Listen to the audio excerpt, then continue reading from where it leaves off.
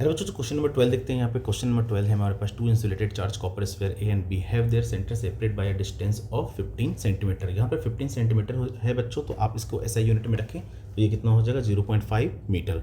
What is the mutual force of electrostatic repulsion if the charge on each is कितना है अपने पास 6.5 × 10⁻⁻7, इसका unit हो जाएगा कूलम।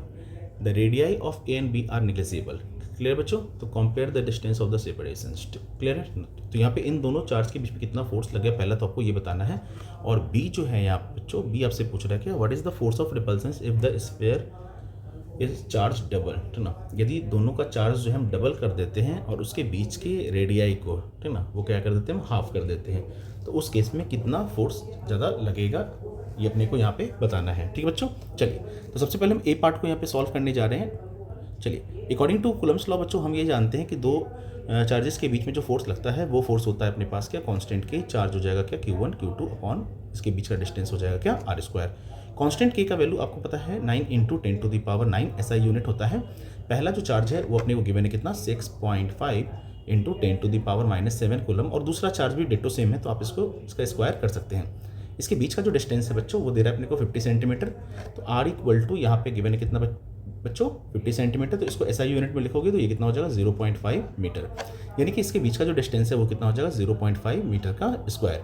ठीक है बच्चों, तो जब आप इसको सॉल्व करेंगे फाइनली, ठीक ना, तो आप सॉल्व करेंगे तो आएगा अपने पास 1.52 × 10⁻⁻2 न्यूटन। क्लियर बच्चों, ये आपका फर्स्ट का आंसर हो जाएगा। चलिए नेक्स्ट हम आते हैं क्या क्वेश्चन नंबर बी पे। और क्वेश्चन नंबर बी क्या बोलता है कि यहाँ पे अगर आप दोनों चार्ज को डबल कर देते हैं और उसके बीच के डिस्टेंस को हाफ कर देते हैं तो कितना फोर्स लगेगा ये आपको बताना है। चलिए तो force F equal to again constant K, जिसका वैल्यू आपको, चलो इसको कांस्टेंट के ही रहने देते हैं, ठीक है बच्चों, ठीक ना। और Q1 जो है वो डबल हो जाएगा यानी कि 2Q1 हो जाएगा। Q2 जो है वो भी डबल हो जाएगा यानी कि 2Q2 हो जाएगा।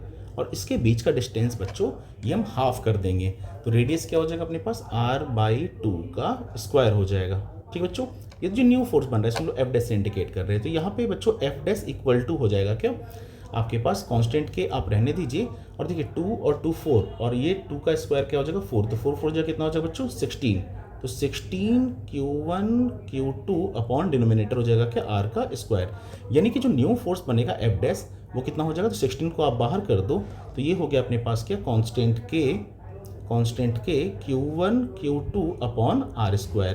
यानी कि बच्चों जो न्यू फोर्स आएगा यहाँ पे, जो न्यू फोर्स आएगा अपने पास वो क्या हो जाएगा 16, और ये कांस्टेंट के Q1 Q2 R², ये जो है बच्चों किसका है अपने पास वैल्यू F का।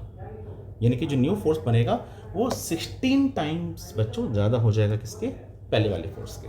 ठीक बच्चों, ये अपना आंसर हो जाएगा।